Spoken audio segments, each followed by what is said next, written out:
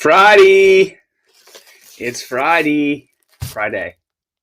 I just say Friday because I think it's kind of funny. Kind of think it's funny to say every day of the week like that. Wednesday, Thursday, Sunday. I don't know. You know, you got to find the fun in life and the humor in life where you can find it. Everybody's excited about TGIF, I would think. Everybody's excited about having a weekend looming. But before we get started, before we officially breach the weekend, it's a Friday read. It's a Friday morning read. On 2. 1, 2. 2, 1. Get your paper. Mine was just on the edge of my driveway. Made my way through still some snow built up on my driveway and ice. I made my way delicately down. Got it. Brought it in. Sat down. And now, boom. I'm going to open it. I'm going to take the Inquirer out and the Times out. And then we're going to start reading the Inquirer as we do. Yeah, they both are. You get your New York Times, the Inquirer. I'm going to go with this guy. And, you know, we're just going to start separating sections. We're going to get started on it. Everybody's busy on Friday. There's a lot to take care of before the weekend comes. So I'm not trying to hold you up. I'm trying to get you off on a nice start, a nice positive start to the day. A nice informed start. Think about it this way. Don't you want to know what the newspaper of record in the 6th largest city in the country, 7th maybe now, I don't know, looks like today? Don't you want to know what this city has chosen as the news? I mean, the news makes itself in a way, but also, you know, there's some editing, there's some selecting, there's always a story. So, what made the paper? I think it's important for us all to know. And I'm the one who's helping to do that. So let's separate sections and look and see what actually we have today. What did the Inquirer choose to put on its front page? A new start. The oldest juvenile lifer. Oh, geez. Sounds interesting, right? Here's region. Today's region. Who's that? Pep Boys? Yeah. Pep Boys. Some funny cats. Pep Boys. I don't know why they are, but they just strike me as funny. Wife? Sports. You know where we start? We start with sports. That's what we do. So, yes, the Sixers lost last night. I did see it on my phone. Of course, the game ended too late for this edition, as we're used to. It's a 10 o'clock game, but they lost. They lost by a couple points. Was it 119 to 111? Something like that. Maybe 116. I saw Lillard had 30. I think Embiid had 35.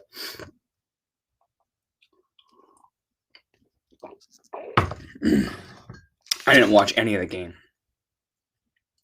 I went to sleep a little bit earlier, which was nice. Which was really nice. What's here? What's here on the page? Front page. Owner's Manual is the main headline for the Eagles. Got a picture of Howie Roseman and Lori masked up on the sidelines. The lead piece looks like by Marcus Hayes. Lori uses uncommon approach. So little of what the Eagles have done in the last month makes sense. Firing a Super Bowl winning head coach, hiring an uncredentialed replacement, seeking to trade the franchise quarterback, and crippling the team's ledger in the process. It doesn't make sense. Unless Jeffrey Lurie believes something is rotten and must be thrown out and buried. In that case, everything makes sense. The gold standard has a plan. Lurie has never chosen the orthodox path. He hires only first-time head coaches. First, Ray Rhodes, then the fourth black coach in NFL history, then Andy Reid, who had never even been a coordinator, then Chip Kelly, an arrogant college coach, then Doug Peterson, a former backup quarterback turned high school coach who wandered back to the NFL. They never called plays. Now Nick Sirianni. Nick who? Exactly. Hi, Marcus. We know all that. Thanks for that paragraph. Thanks for making me take, 15, 20 seconds on my reading it, and now another 10 to 15 seconds commenting on it. Thanks. And then we go into how we drafted Donovan McNabb instead of Ricky Williams, signed Mike Vick, fresh out of jail, traded the future to draft Carson Wentz, small-time quarterback with a big-time arm, overpaid Nick Foles, drafted Jalen Hurts. I mean, it's a good list. It's a reputable list, no doubt, of things that the Eagles brass has decided to do that might seem a little bit make you say, Don't know where he's going with it, but if you want to read more about Marcus Hayes and his take on perhaps Lurie is up to something, perhaps he is the smartest guy in the room. I don't know if he's being completely sarcastic or facetious. Maybe that'll lay out itself in the article, but I'm going to move on to the next page. Something here about Tobias Harris. There's some stuff about the Phillies. Not interested in the Phillies right now.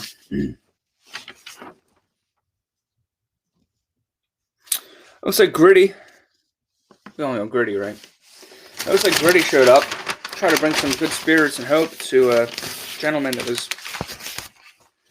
paralyzed in November while playing for the Little Flyers.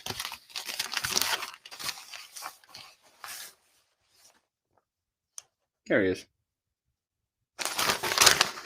Little Flyers' Brian Page was recently released from McGee Hospital and is progressing in therapy. Danny Briere, former Flyer, says, I can't even imagine what he's going through, but he was super positive and we were able to have some laughs and talk about a lot of things besides hockey. As soon as we started talking, it was like we knew each other for many years. So Briere's in that photo too. I think this is hard to tell with his mask and his hat on, but pretty sure that's in there. You know Danny Briere, right? He was a little bit of a spark plug for the Flyers, a little bit of a, he scurried up into the ice pretty well, potted some goals. He's a good player. There's an article about Page and as his journey here. Looks like it's pretty good. I mean, in terms of I'm seeing quotes. I'm seeing a nice little narrative. So I would take a look if I were you. He was paralyzed from the chest down in a November game. He's learning how to do little things like feeding himself with a device that is attached to his hand, having a catch with a ball, and other skills. He's a 17-year-old from Delaware, and he's making steady progress. Quote, his day is full with just training to be independent, his dad said by phone. He's doing exercises and constantly being stimulated by the therapists from all angles.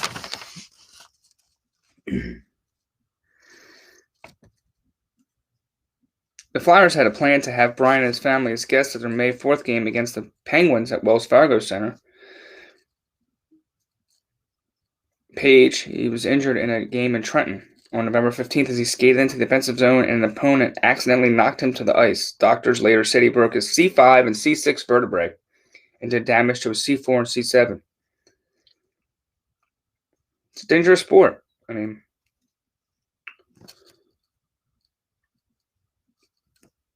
any contact sport is a dangerous sport. Let's be honest. I mean, we watch it with the knowledge as fans that we might be watching someone have a lifelong injury happen at any moment. And it's kind of the concession we make to ourselves to be entertained by the sport. So, of course, it's a shame. Of course, it's very unfortunate and tragic, but it's also, a risk of our embrace of the sport.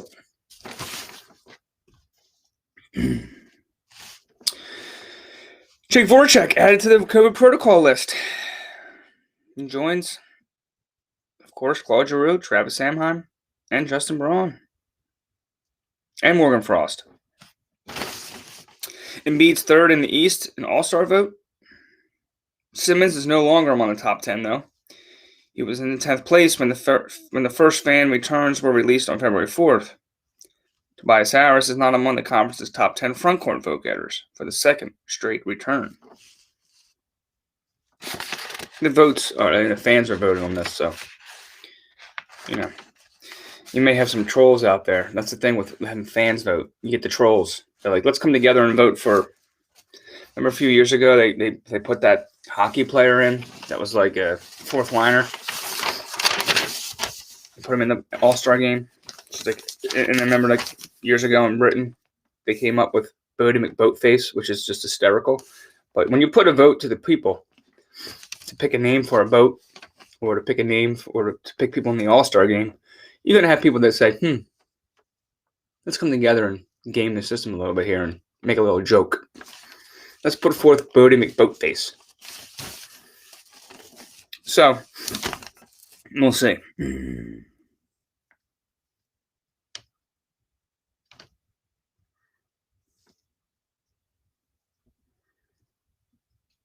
So, I'm going to quickly just rewind to this Marcus Hayes piece on the Eagles' gold standard front office and, their possible thinking beyond what seems to be.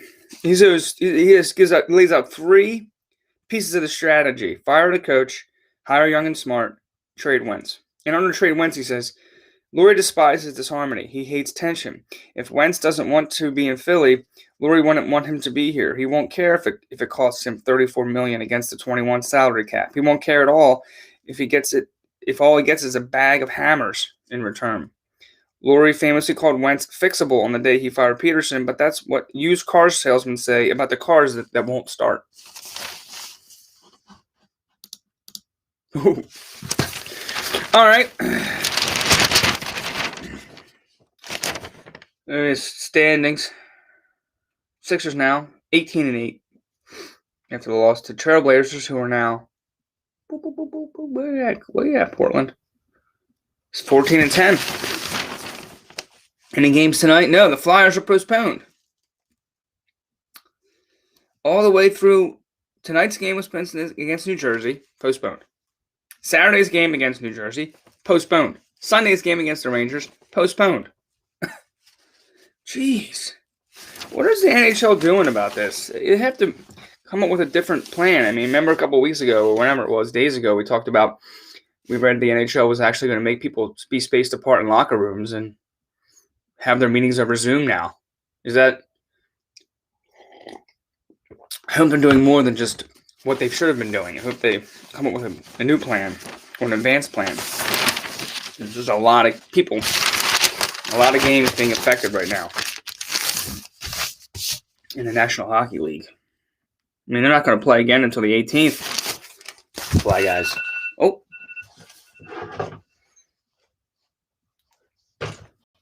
Sorry about that. Weather. Let's jump into weather here, okay?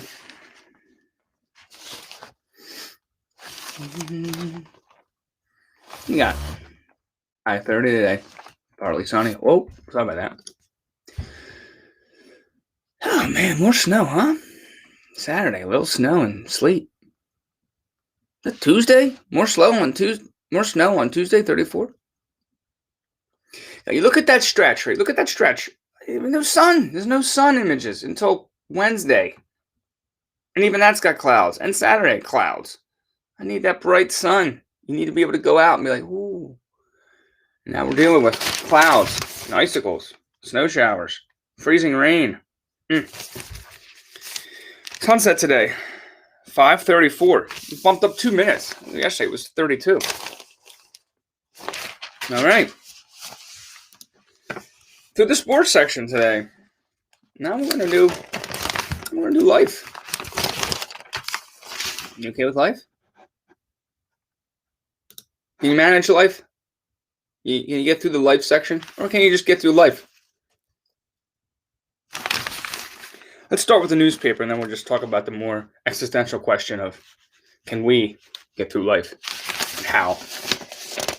Maybe we won't. Maybe we'll save that for your therapist. Right now, we're going to just flip through the life section, and we're going to land right on the page that we all know and love. It contains both items that we feature each read, starting with Caroline. Excellent. Caroline. Did you see that commercial? The Wayne's World commercial? The Cardi B. For Uber Eats. I'm just trying to be on trend here. That's why I'm singing that. Caroline, time to read. Advice column. You want to see what kind of issue some person has that Caroline has to set them straight about today? Sure. Why not? Holy. Comfortable for this part. My sweet husband loves to cook. And almost always has something bubbling away when I arrive home at the end of the workday. How nice. He's taking care of you. The problem is that 9 times out of 10, what he has prepared is practically inedible. Then, owing to the whoever cooks doesn't clean up rule, I'm left with a tremendous mess to deal with. Pots, pans, graters, presses, measuring utensils are everywhere, and every surface, including the surrounding floor, is littered with slops, skins, peels, etc. It takes me the better part of an hour to load the dishwasher, hand wash piles of other dishes, clean the counters and cooktop, and tidy the floor. Often all I want when I get home from work is grab a bowl of cereal and chill out. Grab a bowl of cereal for dinner. Really? I know. A husband who cooks for me every night. Aren't I lucky? And I am. He's an amazing, loving, and caring soul who was easily hurt. It's a telling sentence, isn't it? He's an amazing, loving, and caring soul. But then she throws on, who was easily hurt. How do I gently tell him I like this routine to change? I tried suggesting we take turns making dinner. But he insists it's his passion. And he gets great joy from cooking. He knows the food he prepares isn't great, but chalks it up to a learning experience. He carefully adds recipes to a binder he keeps while I am horrified he'd ever make some of these dishes again. Can you just say it to him?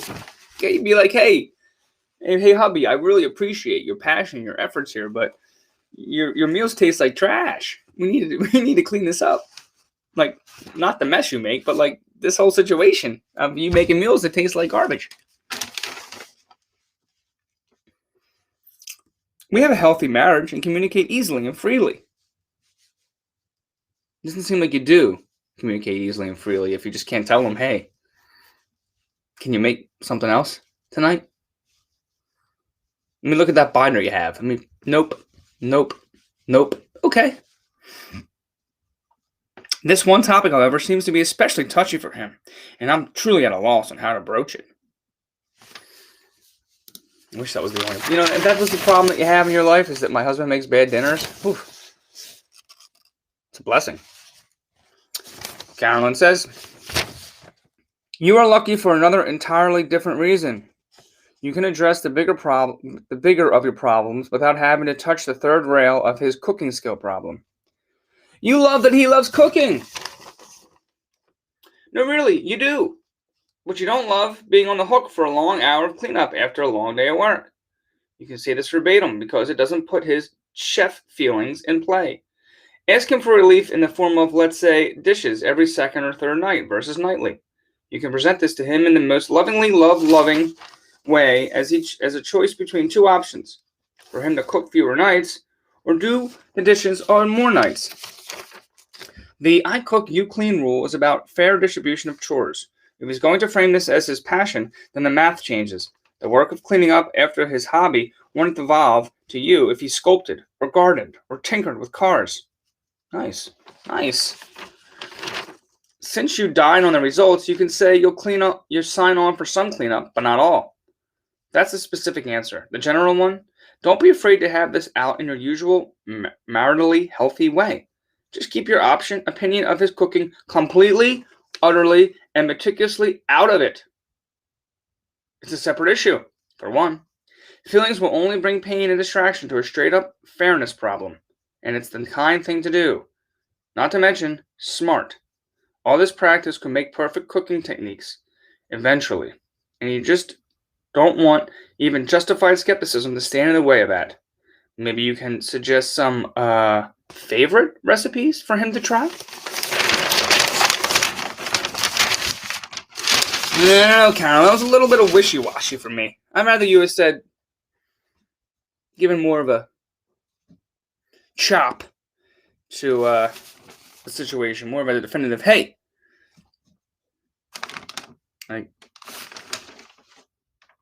I guess she kind of did. You know, I'm not going to wash your dishes every night, and I want you to cook something else occasionally. She kind of said that in a roundabout way. But I still stand by the belief that it's a pretty good problem to have. Of all the problems that you could have in a marriage, right? Thank you, Caroline. And until tomorrow, we're going to move on to potentially another bogus scope. What kind of Scorpio scope does Madeline Aslan have for us today? How many stars does she give in Scorpios today, Friday? 4 to 5. She says, today enables you to understand children well. Listen to loved ones.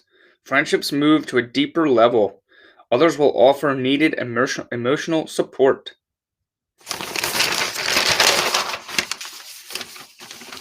Sounds okay. I don't know why today of all days would enable me to understand children well. It's like there's special understanding children vibe in the air that I'm going to be benefiting from. Am I getting it right now? It's fine. I feel like I understand kids just fine already, but thank you. All right. Life is finished. Now we got to do a region, okay? What do you think?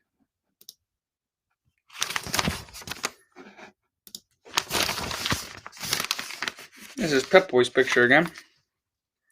They're looking a little grody. They're not looking as peppy as I would imagine they would. Oh wow, look at this young girl here. South Jersey teen, the youngest girl to create a crossword puzzle for the New York Times. Here she is.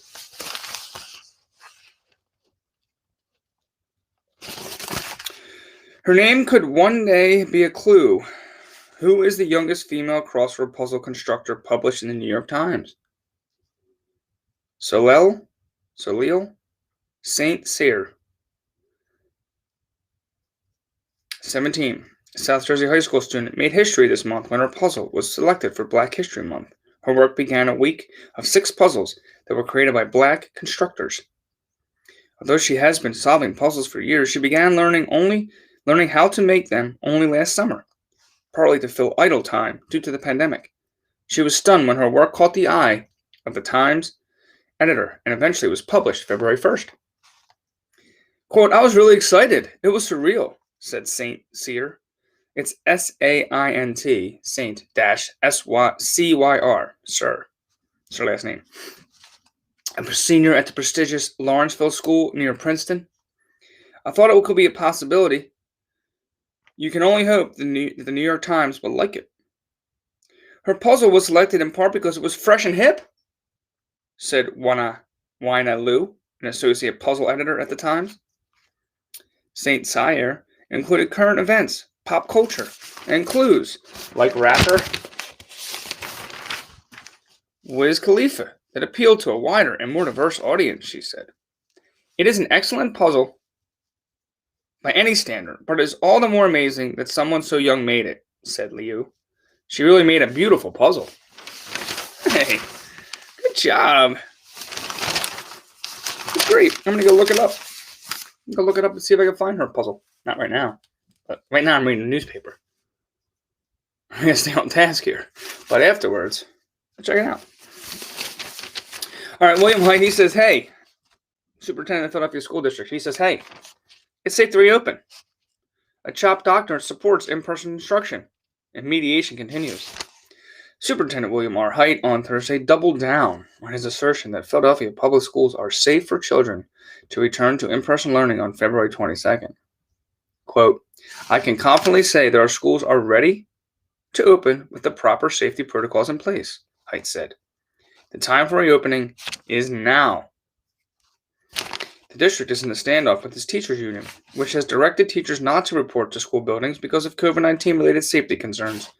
A mediator is weighing whether the district met the terms of its reopening agreement with the Philadelphia Federation of Teachers. Susan E. Coffin, a Children's Hospital Philadelphia physician and infectious disease specialist who joined Hite, said in-school instruction can resume safely, even inside old Philadelphia buildings. If schools are vigilant about mask wearing, social distancing, and having staff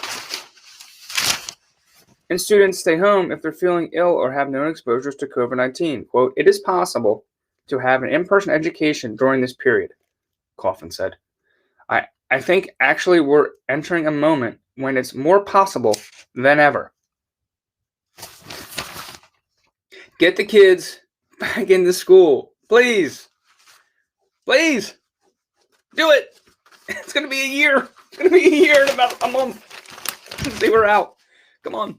Let's go.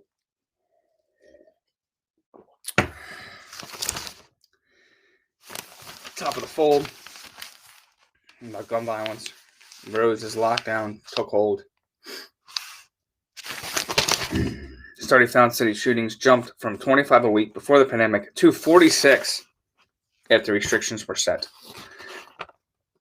Gun violence rates in Philadelphia spiked after coronavirus lockdown measures were put in place in March and remained at unprecedented levels for the rest of the year, a new study led by a Temple University Hospital trauma surgeon found. The study tracked 256 weeks of shooting data in Philadelphia from January 16 through the end of November 2020, noting a marked spike in gun violence after March 16, 2020, when non-essential businesses were first closed in the city. Prior to business restrictions and stay-at-home measures meant to mitigate the virus' spread, researchers found that an average of 25 people were shot each week in the city. After the pandemic, 46. After the pandemic lockdown, 46. Yeah. A body was found in a U-Haul. Police on a burglary call were told of the remains after they stopped the driver. Philadelphia police officers responding to a burglary call on Somerton on Thursday morning followed a U-Haul that drove away from the scene and, after pulling the driver over, found a dismembered body inside a trash bag in the back of the truck. The driver of the truck pulled over, and as the officers approached, the driver got out of the vehicle and said, "Hey, I don't want anything to do with this, and there's a body in the back." Police said a weapon was also found in the back of the truck. The driver and another man in the truck were taken into custody. I don't know what happened here, officer, but there's like a chopped up body back there. I just rented this truck. I don't know. Somebody who must have rented it before me did that. Just give me a heads up. Eek. Keep an eye on that story. It's a Chris Palmer piece right there. Worker allegedly stole $600,000. Ex-HR manager is accused of binging on her company's credit card. Former human resources manager at a South Jersey shipping container company has been charged with stealing more than $600,000 from her employer and spending it on designer clothes and handbags, a vacation in Puerto Rico, and plastic surgery. Karen O'Brien. Yep, it's a Karen.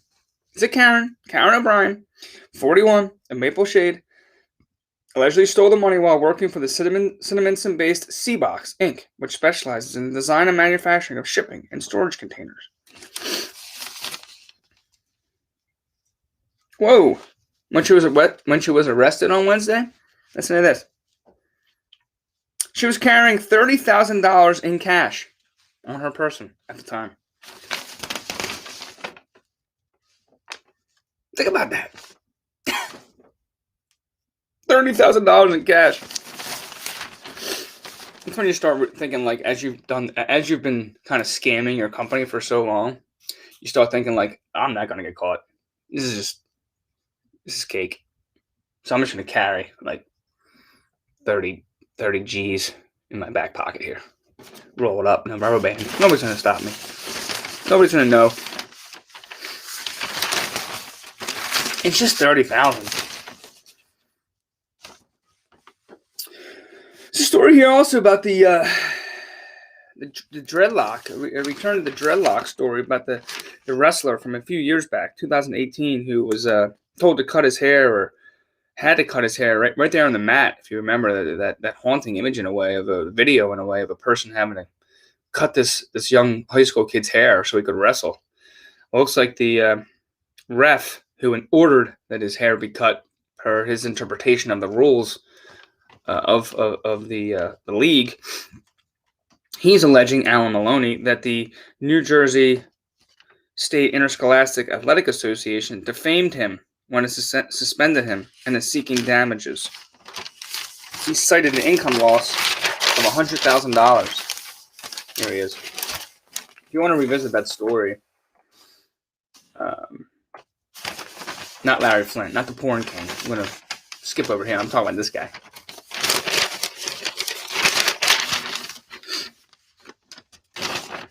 Interesting.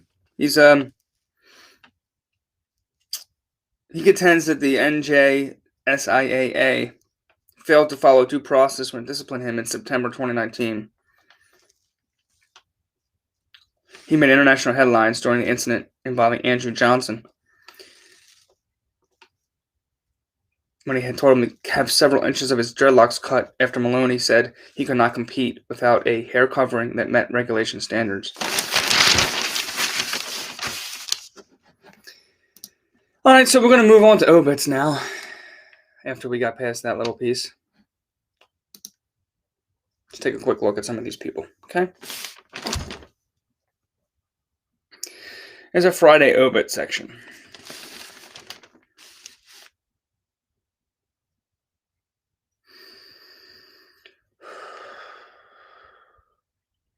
You got Denise Towney, Atoe, 63. She passed away February 5th. You have Gertrude Mickus, 89, passed away February 10th. Here's a William Bill Richard Little, age 80. Served in the PA National Guard and was a firefighter. He attended Temple and then moved to Atlanta, where he attended Clark Atlanta University and graduated from Georgia State. He actively contributed to the Atlanta jazz scene. Had a successful career in real estate and led a trade group of black real estate agents. He is extremely proud that both of his sons became lawyers and took great joy in spending time with them. Here's Bill. You want to see Bill? He's a jazz guy. He's a jazz guy. There he is. Oh, sorry about that. There's Bill.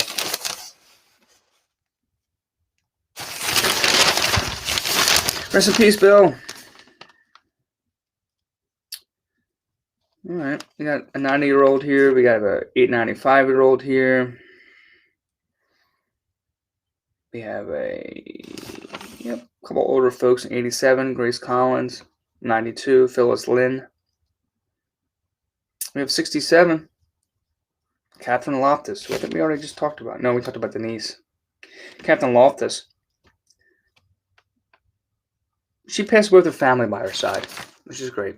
I mean, somebody's got to pass. They would imagine they want their loved ones nearby, so she was able to have that. Everyone, sweet dreams. Hope you're all at peace. All right. Moving on to our last section of the day. And then you're going to have to just wait until tomorrow to see me again. Unless something strikes my fancy over the course of the day and I decide to do an impromptu live feed read.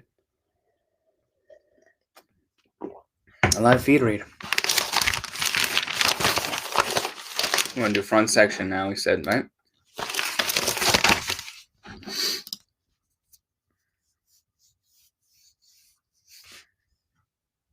Biden says the U.S. is going to buy 200 million more doses. With the deals, he said the country will have enough vaccine for everyone currently eligible by the end of July.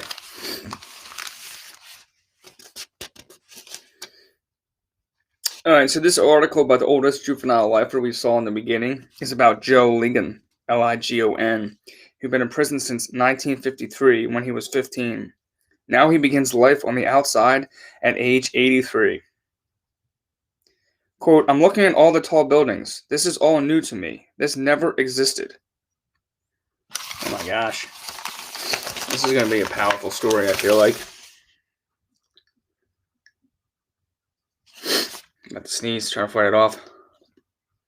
Not going to work. Oh, excuse me.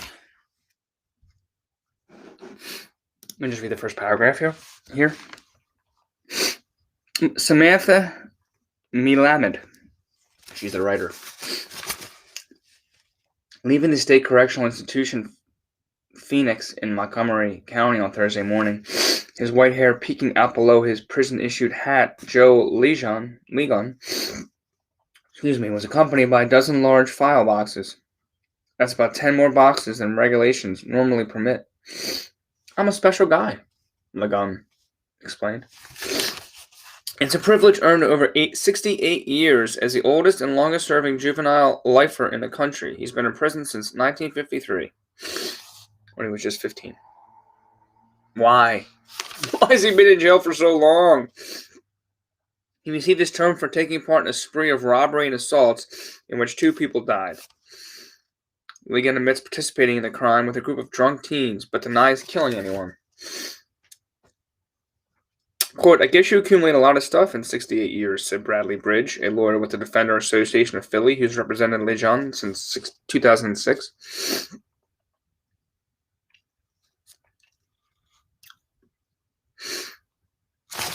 Read more about this story. I don't know the particulars.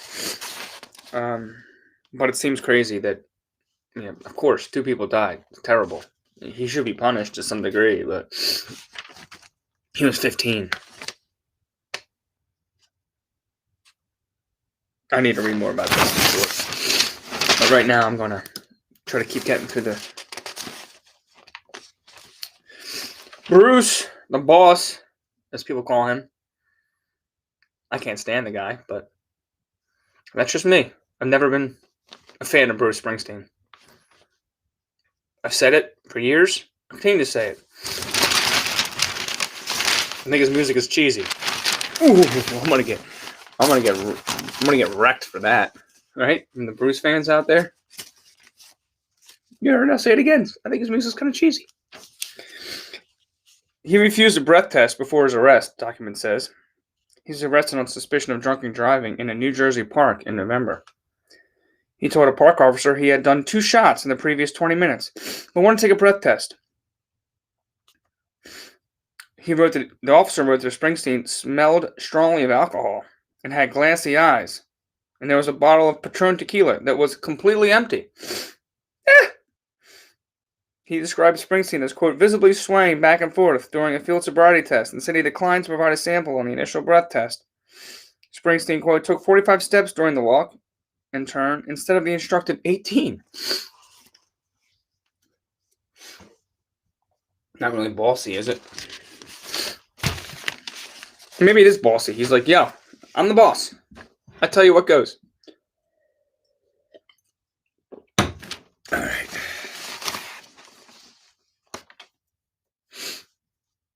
I guess he's seen better glory days. No.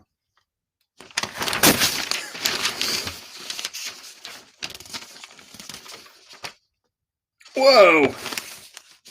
See this? This nun turned 117 years old. She survived COVID-19. Sister Andre, she marked the day with a feast and a nap. French nun is believed to be the world's 2nd oldest person, celebrated her 117th birthday in style Thursday with treats, well wishes, cards, and flowers to fet her exceptional longevity through 2 world wars and a recent coronavirus infection. Wow. 117. There she is.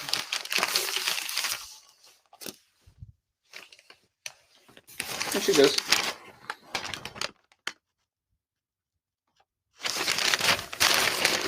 Wow.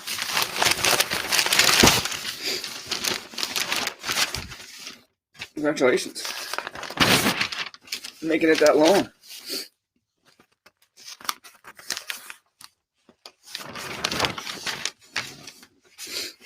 5 linked Proud Boys arrested. Federal prosecutors say the defendants conspired with the group to breach the U.S. Capitol.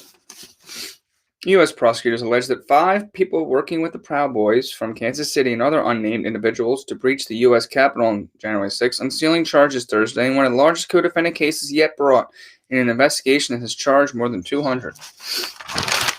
What's with all these notifications I'm getting? I'm blowing up over here. What's happening? Okay, great, cool.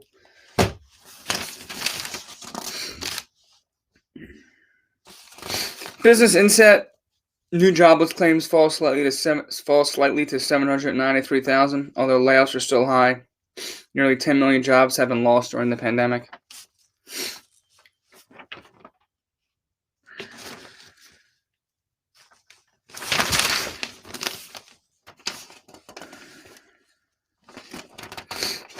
All right, we reached the final 2 pages of our read for FRIDEE. 2, 1, 2, 2, 1.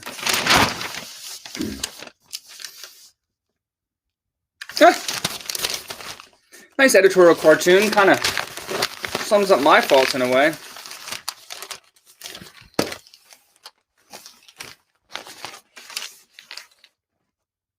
It says, that's a coronavirus right here, I'm going to guess, all right? And the coronavirus is saying, you're not gone yet? I'm talking to Carson Wentz on the bench there. I'm sick of hearing about you. To get it, like, coronavirus is sick of hearing about Wentz.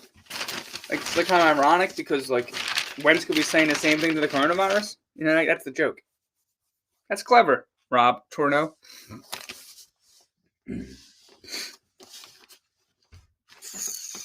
All right, so now we're at the point in the show where we do today's letter.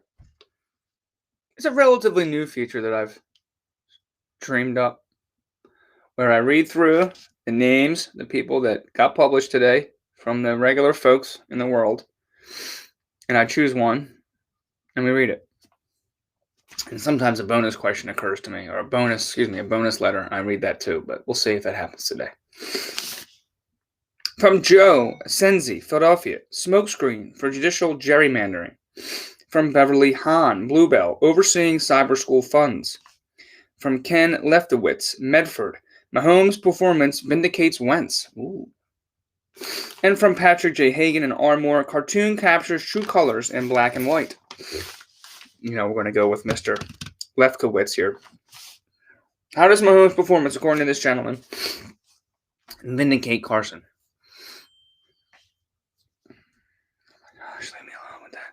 Sorry. Anyone watching the Super Bowl this past Sunday saw star quarterback Pat Mahomes look a lot like Carson Wentz. The reason? His weak offensive line, period. Mahomes was constantly under pressure, trying to escape the Buccaneers' relentless pass rush. Usually, an old expression, he had happy feet. Wentz played with a very weak offensive line all season. As a result, he had happy feet squared. This causes problems, and the criticisms typified by Kurt Warner, Hall of Fame quarterback and NFL Network analyst. Poor mechanics, poor decision-making, holding the ball too long, issues with working through progressions, and not seeing throwing opportunities down the field. On Sunday, star quarterback Pat Mahomes suffered through the same issues, making him ineffective. 300-pound defensive lineman bearing down on you will do that. Will the Chiefs trade Mahomes? I think not. Give Carson Wentz a break.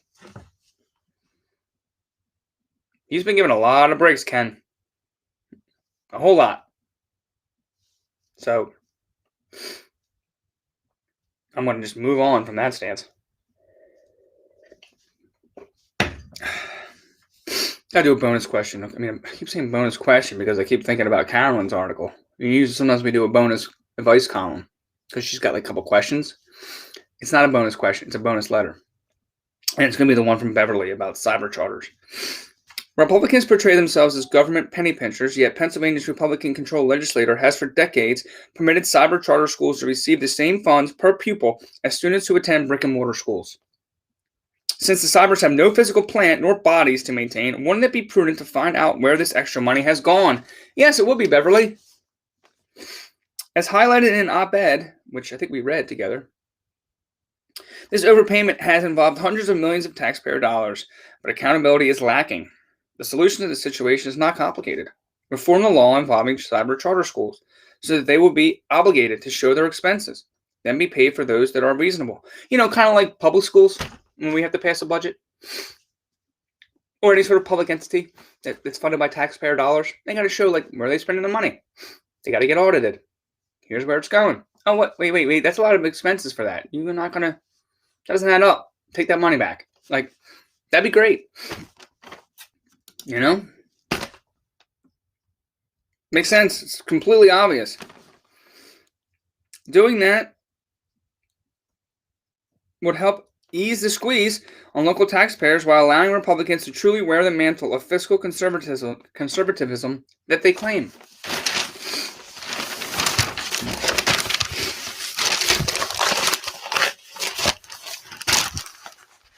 Now, as we all know, that this guy, Marc Theissen, got a right-leaning slant.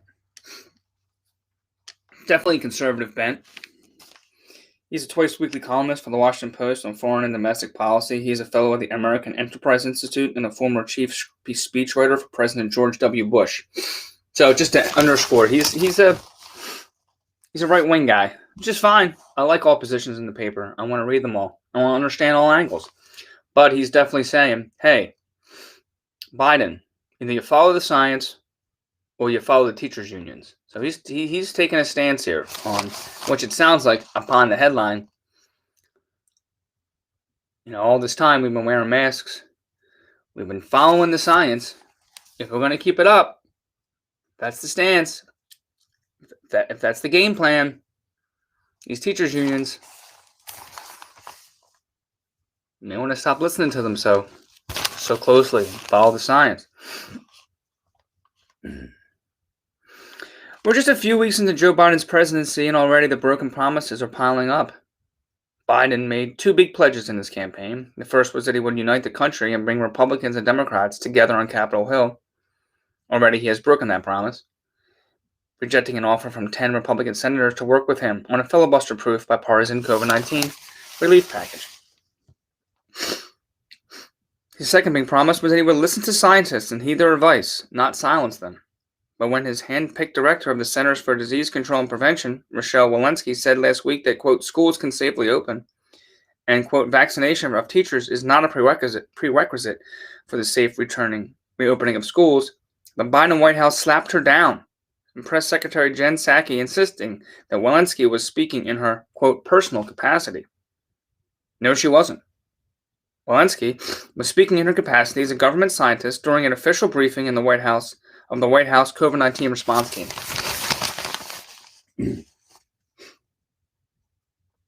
And her comments came just days after a team of CDC scientists published a review in the Journal of the American Medical Association of numerous studies which, quote, show there has been little evidence that schools have contributed meaningfully to increased community transmission.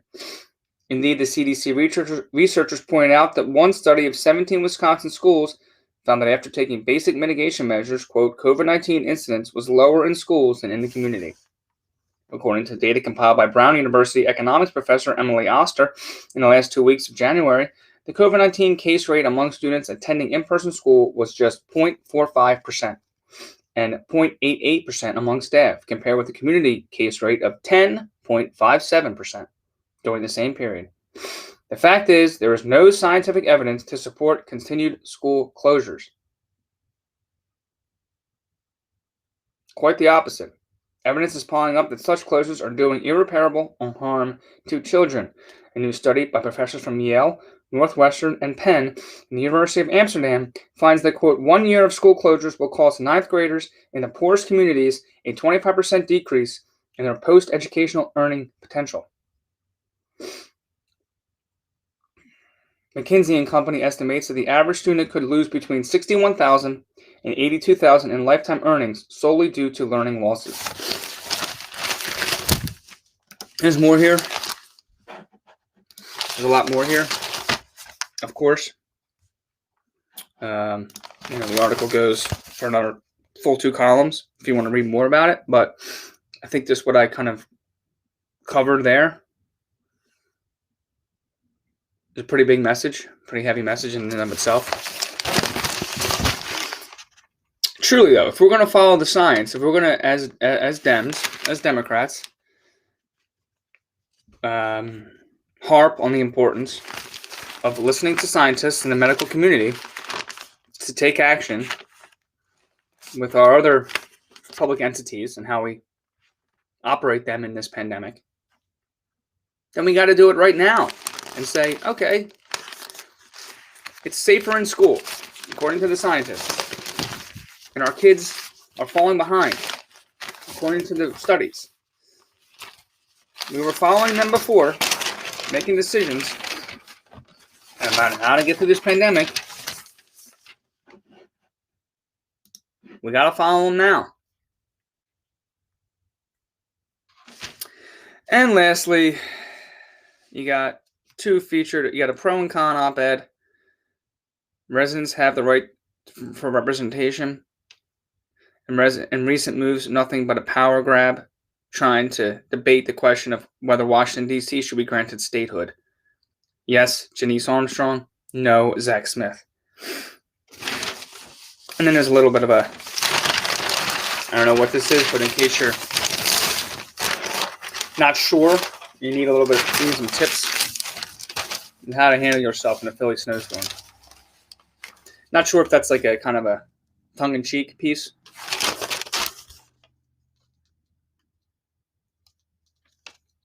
Oh, it's kind of like a little quiz, like a little fun little quiz.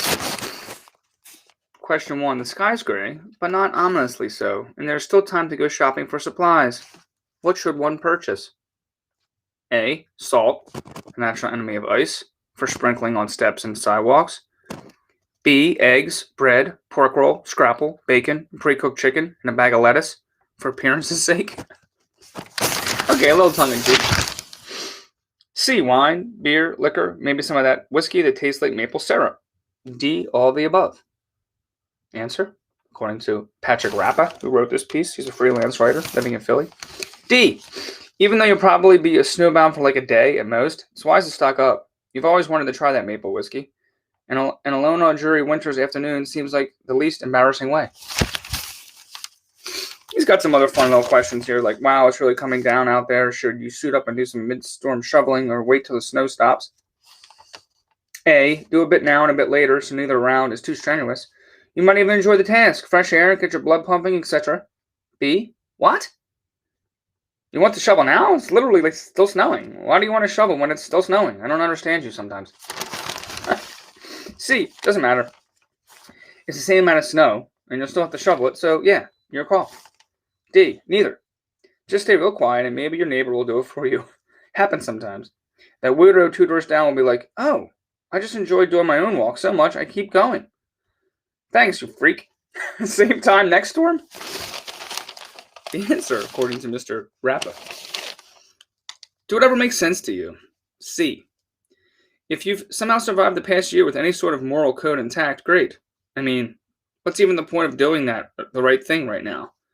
How come that Instagrammer who runs freaking marathons and works from home got the vaccine, and your bus-driving old uncle is still waiting for his turn? Ooh. A little bit of a dig there. If you want to read more of Rappa's digs, and it's kind of like humorous take on how to handle snow in the city, Inquirer.com. Okay, it's 8:11. This is a longer read. Hope you don't mind. Enjoy the rest of your Friday. It is Friday, remember. And take it easy if you can. Enjoy your night if you can. And I'll be back tomorrow with another live read on Saturday before we take Sunday off. And then head into another full week. But let's not look too far ahead of ourselves. Let's enjoy this day, this night, tomorrow's read. And, have a positive attitude, if possible. Have a great rest of the day. I'll talk to you later.